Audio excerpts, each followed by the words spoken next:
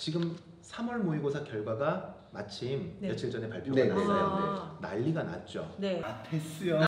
안녕하세요. 학간노TV 에듀썰전 시작하겠습니다. 2021년 3월 16일 2022학년도 대학수학능력시험 시행 시본 계획이 발표됐습니다. 작년이랑 어떻게 변화하는지 오늘의 썰전에서 알아보겠습니다. 일단 가장 큰 변화는 네. 선택형 수능 네. 이런 식으로 요약할 수 있을 것 같고요. 기존의 국어 같은 경우에는 인문계열, 자연계열 구분 없이 같은 시험을 봤는데 올해부터 공통국어라는 과목이 있고 네. 그리고 뭐 화법과 작문, 언어와 매체 둘 중에 하나를 선택해서 시험을 봐서 성적을 받게 되고요. 네. 수학 같은 경우도 공통 수학이 있고 확률 통계, 미분 적분, 기하 이 세 과목 중에 하나를 골라서 시험을 보는 그런 형태로 변화가 되고요. 네. 그리고 탐구 과목도 옛날에 인문계열은 사회탐구, 자연계열은 뭐 과학탐구 이렇게 해서 각각 영역별로 2개씩 골랐다면 지금은 이제 사탐, 과탐 구분 없이 전체를 다 모아서 그 중에 2개를 선택 이렇게 학생들의 선택권이 많이 늘어난 형태로 네. 수능이 많이 변했습니다. 그리고 EBS 연계와 관련된 출제 방식도 발표가 됐는데 그 전에는 한 70% 수준을 EBS 수능 교재와 연계해서 냈다면 이제 올해부터는 50% 정도를 연계하되 뭐 직접 연계가 아니라 간접 연계 방식으로 뭐 이렇게 진행한다 이런 발표가 있었고요. 네. 또 제2 외국어 한문이 올해 처음으로 절대평가로 평가가 진행됩니다. 그러면 이렇게 들어봤을 때 선택해서 하면 내가 잘하는 과목을 선택할 수 있으니까 학생들 입장에서는 또 좋을 것 같은데 또 한편으로는 이런 성적 차이에 대해서는 또 어떻게 하지? 라는 의문이 들어요. 앞서 우리가 얘기했던 네. 고교학점제, 네. 그러니까 선택교과제와 이게 맞물려서 수능이 네. 이렇게 지금 진행이 되고 있는데요. 지금 3월 모의고사 결과가 마침 네. 며칠 전에 발표가 네. 났어요. 난리가 났죠. 네. 그래서 과목 선택에 대한 유불리 뭐 이런 것들이 어떻게 될 것이냐. 과거에 이게 제2외국어나 네. 아니면은 과탐, 사탐에서 올해는 어떤 과목이 대박이었어? 뭐 이제 이런 것들이 있었는데요. 현재 논란이 되는 과목은 국어와 수학입니다. 그러니까 기존에 이미 사회탐구 영역하고 과학탐구 영역에 있어서 이거를 갖다가 하나로 합쳐서 이 중에 전체에서 2과목을 선택하게 되는 탐구 영역은 그렇게 논란은 없어요. 그런데 국어와 수학 중에서 어떤 것들을 선택을 해야 되느냐? 이건 우리가 조금 더 공부를 해보면 탐구 영역은 기준되는 점수가 없어요. 그러니까 과목별 난이도의 차이가 분명히 있을 수 있지만 공통 과목이 있는 국어나 수학 같은 경우에는 이 공통 과목의 표준 편차와 원점수를 이용해서 이게 식이 굉장히 복잡합니다. 네. 찾아보시면 찾아볼 수 있어요. 그걸 비교해서 기준해서 선택 과목의 학생의 성취도를 그러니까 학생의 지금 표준 점수를 판단하고 분석하게 되다 보니 실제 여기에서 기하를 선택하거나 확률 통계를 선택하거나 미적분을 선택하거나 뭐 이거에 따른 유불리는 과거에 우리가 탐구 영역에서 너무 되어왔고 그게 항상 논란이 되어왔기 때문에 잘못된 어떤 하나의 고정관념과 같은 것이다 이렇게 생각할 수가 있겠습니다. 그러니까 이 부분이 좀 네. 되게 복잡하고 어렵긴 네. 하지만 조금 더 좀 쉽게 우리가 개념을 잡으면 일단 과탐, 사탐 같은 경우는 그 말씀하신 것처럼 대박 이번에 뭐 만점 받으면 뭐 표준점수 엄청 높고 네, 이런 네. 애들이 많이 나오는 그런 과목이어서 그런데 또 자연계열 갈 아이들은 이번에 이제 각 대학에서도 자연계열 올 아이들이 사탐 과목 듣고 안 되잖아요. 그러니까 그쵸. 과탐 들은 아이들은만 자연계열 지원해라. 그리고 수학 같은 경우도 미분 적분이나 혹은 기하를 선택한 학생만 자연계열 지원해라 이렇게 되어 있거든요. 네. 그러다 보니까 어느 정도 이제 탐구 과목에 대한 선택이나 수학에 대한 선택 이런 것들은 이게 자기가 지원하는 전공에 따라서 구분이 돼요. 네. 그런데 올해 수능이 문이과 통합 수능이잖아요. 네. 그러다 보니까 수학 성적이 가형 따로 계산되고 나형 따로 계산돼서 따로 계산되는 게 경쟁하는 게 아니라 네. 통합돼서 계산된 그쵸. 된단 말이에요. 근데 네. 그렇게 되면 보통 미적분, 기하 선택하는 애들은 수학 잘하는 자연계열 갈 아이들이잖아요. 그쵸. 그러니까 이 아이들은 성적이 다 좋을 거란 말이에요. 네. 그럼 확률 통계는 성적이 수학성이 상대적으로 낮은 애들이 선택할 가능성이 높잖아요. 그럼 이렇게 해서 표준 점수를 계산하다 보면 네. 잘하는 애들끼리 몰려 있으면 내가 불리한 거 아니야? 이런 문제가 그러니까 생길 수 이거는요. 있는데 네. 요번에 이런 공통 과목이 있는 수학이나 국어의 어떤 계산 공식을 보니까 네. 미적분을 선택하거나 기하를 선택하는 애들 전체 그 아이들의 평균이 문과 애들보다 높잖아요. 그렇죠. 그러면 이 전체 내 선택 과목을 선택한 아이들의 그룹의 평균이 높으면 요 높아진 점수를 보상받게 돼 있어요. 아, 어떡해요? 그게 이제 수학적으로 되게 어려운 부분인 거죠. 네, 그래서 네, 네. 쉽게 설명드리면 네. 요 편집할 때 공식을 띄워드리겠습니다. 네. 네, 네. 네, 네. 쉽게 설명드리면 요 안에 있는 아이들의 Z 점수를 구해서 네. 이 전체의 Z 점수를 환산하다 보니까 Z 점수 구할 때 요 그룹의 평균이 높으면 전체 네. 점수가 이렇게 맞나요? 그러니까 어쨌든 예. 정리를 하면 네, 통계를 좀 평균 이해하면 네, 네, 네. 그렇게 이게 어렵거나 아니면은 문제가 있다라고 생각하지 않고 좀 깔끔하게 정리될 수 네네. 있을 텐데 네. 과거에 이게 진짜 사회탐구, 과학탐구 혹은 제2외국어에서 계속해서 문제되고 논란되어 왔던 것들을 그대로 국어와 수학에 투영시키는 지금 네.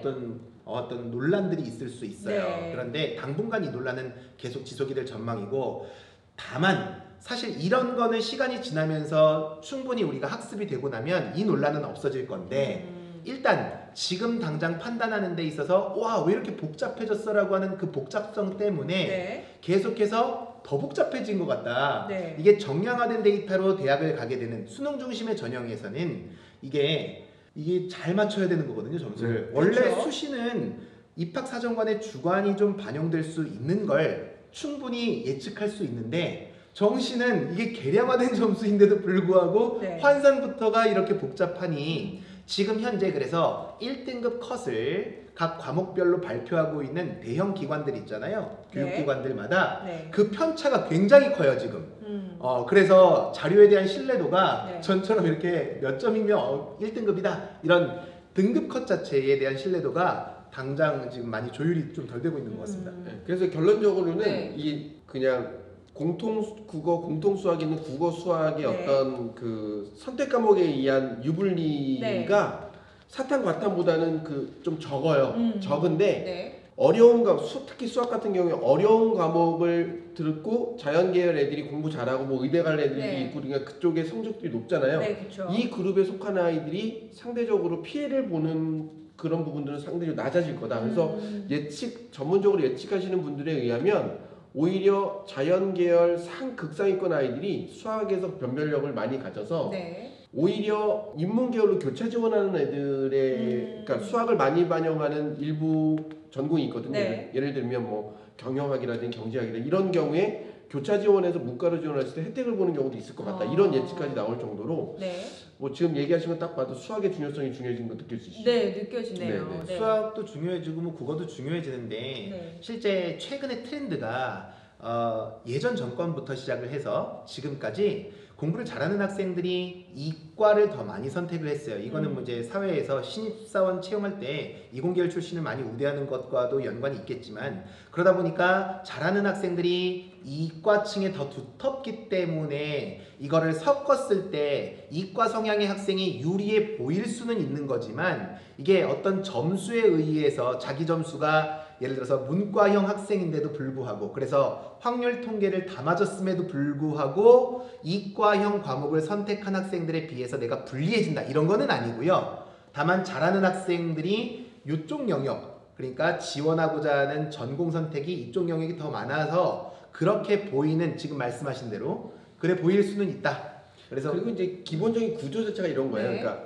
인문 계열의 전공은 수능 과목에 제한이 없어요. 네. 그런데 자연 계열의 전공은 수학에서는 미분적분, 기하, 네. 그리고 탐구하면서 과탐 이렇게 정해져 있기 때문에 이 사탐을 선택하거나 확률 통계를 선택한 아이가 자연 계열로 지원은 불가능해요. 네. 오히려 이쪽을 선택한 아이들이 인문 계열 전공으로 들어올 수는 있는 거죠. 네. 뭐 그런 어떤 현재 구조상의 네. 어떤 문제도 좀 있어서 아까 우리가 그런 말씀 좀 나눌 수 있었던 것 같아요. 이건 네. 룰이 불공정한 게 아니라 네. 대학의 전형 자체 모집하는 그러니까요. 그 전형 자체가 네. 현재 그렇게 세팅되어 있기 때문에 그런 부분인 거지 네. 어떤 학생에게 더 유리하거나 불리하다라고 얘기하기에는 다만 네. 현재 수학 그리고 국어가 조금 남다른 재능, 역량이 좋은 학생들이 네. 조금 유리해 보일 수 있는 것 같은 지금 뭐 네, 착신이 그렇게 있을 수 네, 있죠. 네, 보이거든요. 네. 그러면 그 유불리에 대해서는 어쨌든 네, 네. 조정을 해주신다고는 네, 네. 하지만 그리고 이제 시간이 지나면서 또 달라질 거라고 하지만 또 준비하는 입장에서 보면 이거 어떻게 해야 되지라는 마음이 굉장히 클 수 있거든요. 그냥 뭐 무조건 열심히 해라 이렇게 얘기해 주실 건 아니죠?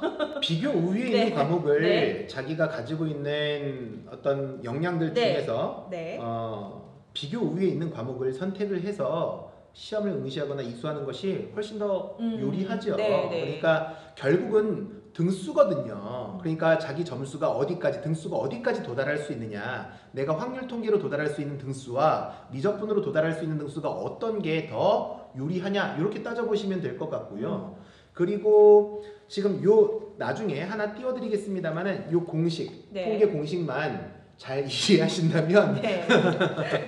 이게 그래서 공통 과목과 선택 과목의 뭐 반영, 뭐 비율, 그다음에 조정하는 방식들이 공식 네. 안에 다 들어 있습니다. 근데 기본적으로 말씀드릴 수 있는 건 이런 것 같아요. 그러니까 기본적으로 공통 과목은 75%, 네. 선택 과목은 25% 정도의 배율을 가져갈 거거든요. 네. 그렇기 때문에 공통 과목 성적을 잘 받는 게 매우 중요한 거예요. 75%가 반영되니까. 네. 두 번째는 그냥 쉬워 보이니까 확률 통계는 아닌 것 같다. 음. 이런 말씀 드릴 네. 수 있을 것 같아요. 그러니까 내가 뭐 미적분을 했는데 나 확률 통계랑 미적분 성적을 비교해 보니까 미적분은 잘 나오는데 이게 안 나와. 이렇게 선택하는 건 가능한데 그냥 쉬워 보이니까 확률 통계 뭐 이러니까 뭐 이건 아니야. 이렇게 네. 선택하는 건 아닌 것 같고 네. 다만 올해 고3 같은 경우는 그런 얘기가 있더라고요. 작년 고3들이 수능에서 기하를 안 봤거든요. 네. 그래서 재수생들이 기하를 선택할 가능성이 떨어지는 거예요. 그러니까 기하를 선택하는 모집단 그 집단의 그 구성 자체가 되게 작아질 네. 것 같아서 어찌 보면 이 뭐 미적분에 많이 몰리지 않을까 이런 예상을 하더라고요. 그게 유리하냐 불리하냐에 대해서는 좀 고민을 하셔야 되겠지만 올해 같은 경우는 그래서 확률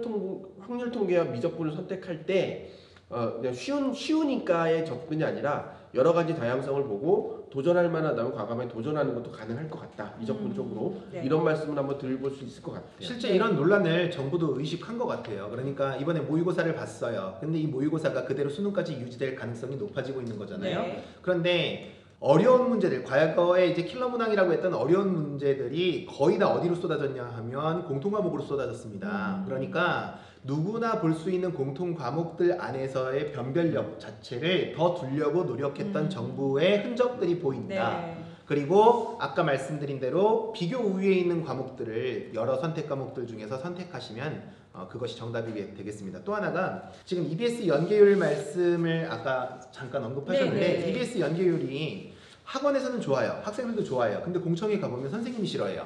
학교 선생님이 EBS 연계율을 왜 싫어하냐? 애들이 전부 다 EBS 교재 풀어요. 교과서 네. 말고 이렇게 얘기를 하니까요. 네. 심지어는 EBS 교재에 있는 지문을 그대로 따와가지고서 출제하는 경우도 많이 있다 보니까 물론 이제 기회의 균등 혹은 학생들의 학업 어떤 부담감을 낮추어주기 위한 목적들은 고교 교육의 정상화에 기여하려고 했던 부분들은 이해하나 지나치게 이것도 하나의 전략 내지는 고득점을 위한 기술이 되다 보니까 네. 정상화에 그닥 도움이 되지는 않았다. 그래서 지문을 그대로 출제해버리는 과거의 방식들 이런 것들을 좀 탈피하고 그 다음에 연계하는 그 비율 자체도 좀 낮추자라고 하는 것이 원래 오래전부터 계속 거론되어 왔던 의견들이죠. 네. 이렇게 70%에서 50% 되는 거 누구한테 가장 좋을까요? 지금 말씀하신 것처럼 선생님들은 좋은데 학생 입장에서는 이게 좋은 일일까요? 아니면 안 좋은 일일까요? 사실 준비하는 수험생 입장에서는 굉장히 귀찮은 일이죠. 네. 왜냐하면 기존의 EBS, 그러니까 그것도 교육과정 평가원에서 인정받은 네. EBS의 수능 교재에서 네. 뭐 영어 같은 경우에는 그 지문이 그대로 나온다거나 그리고 뭐 다른 과목들도 그 교재에 있는 개념과 내용들을 활용한 문제들이 수능에 출제되는 이런 형태를 띠고 있었고 그 비율도 70% 수준까지 육박했다면 사실 어느 정도는 EBS 교재만 완벽하게 이해하면 70점은 받을 수 있다. 네. 예를 들어 100점 만점 이런 그 상상이 가능한 거잖아요. 네. 그런데 여기에 대한 연계율 자체를 낮추고 또 직접 연계가 아니라 간접 연계가 된다면 사실 쉽게 공부할 수 있었던 어느 정도의 범위를 이제 좀 어렵게 접근해야 된다는 부담은 있죠. 네. 그런데 사실 이런 논의가 왜 나왔느냐라고 한번 이렇게 되돌아 보면 네. 한때 그 뉴스에 이런 적이 있었어요. 그 영어 수능 영어를 공부하러 학원에 갔는데 애들이 영어를 안 배우고 뭔가 한글로 된 프린트를 계속 읽고 있더라. 네. 이게 뭐냐면 EBS 교재 내용을 해석을 해준 거예요. 아, 그러니까 네. 직접 연계가 되다 보니까 영어 지문을 뭐하러 외워? 네. 그냥 한글로 된 그 텍스트를 읽어. 아, 네. 그래서 내용을 이해하고 딱 처음에 시험 볼 때 그 내용이 그거면 뭘 해석해? 빨리 문제 풀어. 더 시간을 읽을 필요가 줄여야지. 없네요. 그러니까 이런 그러니까 시험을 위한 스킬들이 너무 난무하다 보니까 네. 영어의 수능 점수가 과연 그 아이의 영어 수준을 평가하는 그런 타당성이 있느냐 여기에 이제 문제가 제기됐고 네. 그래서 그런 종류의 학습을 통해서 아이들의 성적이 판별되는 건 옳지 않다 이런 내용들이 반영돼서 EBS 교재의 어떤 연계 출제 비율을 낮추고 간접 영역을 바꾼 거거든요. 네. 그러다 보니까 이제 학교에서도 고민이 생긴 거죠. 네. 그러면 이걸 대비하기 위해서 그전엔 EBS 교재를 썼는데 교과서처럼 그렇죠. 이제 뭘 써야 되느냐 네. 여기에는 이제 학교나 학원 선생님들 많은 에너지가 네. 들어가야 되는 문제가 생기는 거예요. 지금 그러니까요. 말씀하신 대로 지금 누가 유불리냐? 네. 근데 이게 우리가 앞에 지금 썰전에서도 얘기했었던 대로 뭐 이제 비대면 수업이 누구에게 유불리냐 지금 이렇게 입시 제도가 자꾸 바뀌면 누구에게 유불리냐 네. 잘하는 학생들은 늘 잘해요. 그러니까 잘하는 학생들은 네. EBS 수준을 이미 뛰어넘었어요. 네. 그리고 그 학생들은 그 한 문제 어떤 특정 그 한 문제 30번과 같은 그 킬러 문제 때문에 지금 열공하고 있는 거거든요. 그러니까 중상위권 학생들 이런 학생들이 그러니까 옆에서 누군가가 부축해줘야 등급이 유지되거나 조금 더 퍼포먼스를 발휘할 수 있는 이런 학생들이 많이 흔들릴 거라는 거죠. 그러다 보니 중상위권 학생들은 좀 미리미리 좀 준비를 하셔야 되는 부분이 있다라고 좀 말씀을 좀 드릴 수 있죠. 네, 뭐 최상위권은 어련히 알아서 네, 잘하겠지만 네. 지금 말씀하신 것처럼 중상위권 같은 경우에는 많이 좀 이렇게 흔들림이 있을 것 같은데 어떻게 준비하면 좋을까요? 그런 것 같아요. 시험은 어쨌든 국가든 어떤 정해진 기관에서 나오는 시험은 계속 시험을 보면 볼수록 기출 문제가 돌기 때문에 시험의 난이도는 점점 어려워지는 방향으로 갈 수밖에 없거든요. 네. 네, 그렇다면 우리 아이들이 그 시험을 대비하는 것도 계속 기출되는 문제를 베이스로 해서 새로운 어떤 다양한 소스들을 계속 탐색해보고 그런 변형된 문제가 나왔을 때 그 문제를 대응할 수 있는 스킬, 능력들을 자꾸 키워나가는 수밖에 없어요. 네. 그러니까 어떤 새로운 솔루션이 있는 게 아니라 기존에 했던 방식에 새로운 변형된 것들에 대한 응용력, 융통성들을 내가 가져갈 수 있는 그런 경험들을 쌓아야 되는데 사실 학생이 알아서 스스로 그런 융통성을 가져간다 쉽지 않죠. 네. 왜냐하면 자꾸 난이도를 높이다 보니까 영어 자체 해석이 중요한 게 아니라 영어로 해석된 그 내용에 대한 배경 지식이 있어야만 그 문제를 해결할 수 있는 예를 들어 의학적 지문이 나왔어. 근데 내 의학적 상식이 없어. 그러면 해석은 되는데 문제를 못 푸는 이런 것들이 자꾸 국어에서도 나오고 영어에서 나오다 보니까 애들의 난이도가 어려워지는 거거든요. 그러니까 그런 준비를 할 수 있는 건 사실은 교육자의 어떤 역할도 굉장히 중요하다고 네. 생각해요. 그래서 선생님들의 어떤 그런 그 수능의 변화에 대한 대비 그런 부분들에 대해서 얼마나 충분한 수업 준비를 하실 수 있는 환경과 에너지가 있느냐, 열정이 있느냐 이런 부분들이 우리 아이들에게 큰 영향을 미치기 때문에 사실은 이런 수능의 변화가 결국 선생님의 변화를 이끌어야 되고 그런 선생님의 변화로 인해서 혹은 변화하지 못한 것으로 인해서 우리 아이들이 피해보는 그런 문제가 없도록 조금 더 뭐 정부에서 좀 그런 부분들을 좀 관리해 나가야 될 필요가 있다고 생각합니다. 네. 뭐 지금 스킬 얘기도 해주셨고 뭐 그 다음에 난이도가 올라갈 것이다 얘기해 주셨는데 정부의 지금 기조는 난이도를 올리는 것이 아니고요. 난이도를 올린다라고 하기보다는 유형의 변화는 예측해 볼 수가 있는 거죠. 그러다 보니까 스킬을 자꾸 어떤 문제를 쪽집게 문제를 쪽집게 가르침으로 인해서 그 한 문제 더 맞을 수 있는 스킬보다는 학생이 역량을 키우는 것이 어떤 문제가 나와도 자기가 기초가 튼튼해서 다양한 유형의 문제들을 스스로가 해결할 수 있는 해결 능력 그리고 역량을 키워주는 게 굉장히 중요하지 않을까. 새로운 유형은 얼마든지 나올 거거든요. 그러니까 우리가 대형 입시학원들 보게 되면 올해도 새로운 유형 나왔다. 새로운 유형 나왔다. 어떤 시장을 좀 불안하게 하기 위한 하나의 마케팅일 수는 있지만 앞으로도 늘 새로운 유형은 계속 나올 거거든요. EBS 교재가 나쁘다는 게 아니라 EBS 교재는 계속 풀면 되는 거죠. 이제 EBS 교재 말고 다른 교재 어떤 거야?가 아니라 다양한 교재와 어떤 훈련들을 통해서 본인의 역량을 키우는데 기초 체력을 튼튼히 하는 데에 지금 각 학원들 혹은 학부모님들께서 역량 교육에 집중해 주시면 좋을 것 같습니다. 결국에는 어떤 변화가 오더라도 자신의 기초 능력을 향상시키는 것이 최고의 비결인 것 같습니다. 이상 오늘의 에듀설전 마치도록 하겠습니다. 감사합니다. 감사합니다.